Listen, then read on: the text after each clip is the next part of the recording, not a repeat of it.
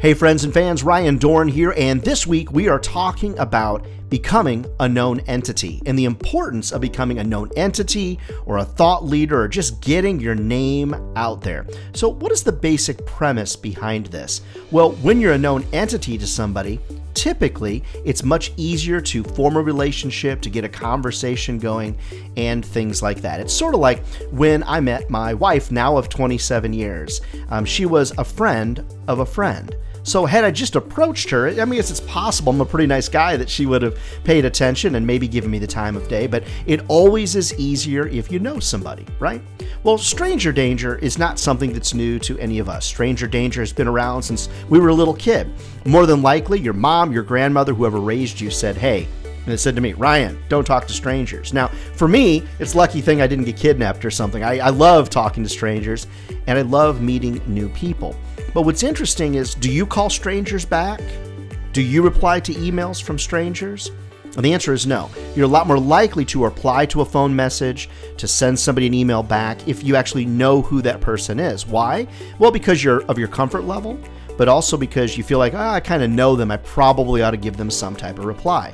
See, it's easy to ignore a stranger. It's easy not to call a stranger back, but even if you know them just a little bit, it's always a little bit harder to ignore that person. So becoming a known entity is really important in the sales business, especially when you're trying to call on people that have never heard of you and maybe never even heard of your product before. Okay, what are the three main things that I do to become a known entity, especially to clients that have never met me before? The first thing is I have a great LinkedIn profile. I've got a current picture on LinkedIn. My resume on LinkedIn doesn't look like I'm looking for a job. My about me on LinkedIn doesn't look like I'm looking for a job. It's actually a little glimpse into my soul. Behind my head on LinkedIn, in the image that you can change, I've got a picture that shows a little bit more about me. LinkedIn is it, friends. And LinkedIn, by the way, you should be a sponsor of the podcast and all these videos, by the way. LinkedIn is one of the best sales is one of the best sales resources that's out there. And the vast majority of people are going to look you up on LinkedIn, so make sure that it's right. So the first thing I want to do is make sure my LinkedIn profile is perfect. Then what I want to do is set a goal for myself that I'm going to connect with my prospects, and I'm going to connect specifically with those that I'm currently doing business with.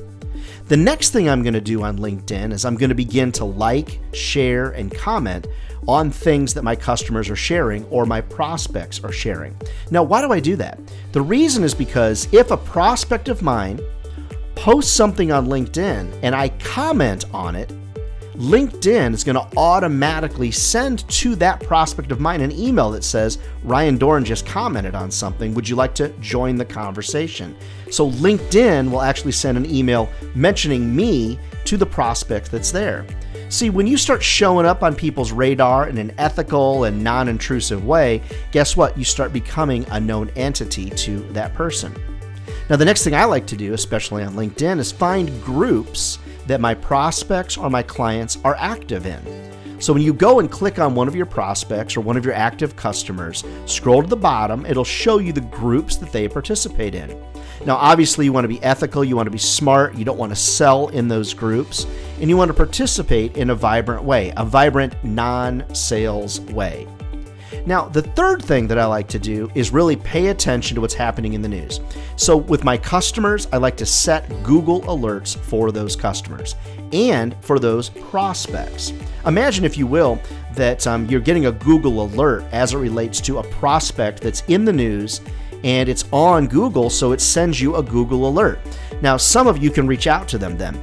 Sometimes, though, we don't even know what Google alerts are. So Google alerts. What you do is you set up Google alerts so that anytime your customer's name or their company name is mentioned anywhere online, Google Alerts is going to send you an email update. Now, the reason these 3 or 4 things are important is because it requires work and effort for us to become a known entity. If you're not a known entity to somebody, you're going to be considered a stranger to them. And if you're like most normal people, most people don't communicate with strangers. So the whole idea behind this, friends, is whether you're prospecting, whether you're trying to grow relationships, becoming a known entity is going to increase your chances of cutting through the clutter and in the end getting a meeting booked or something like that.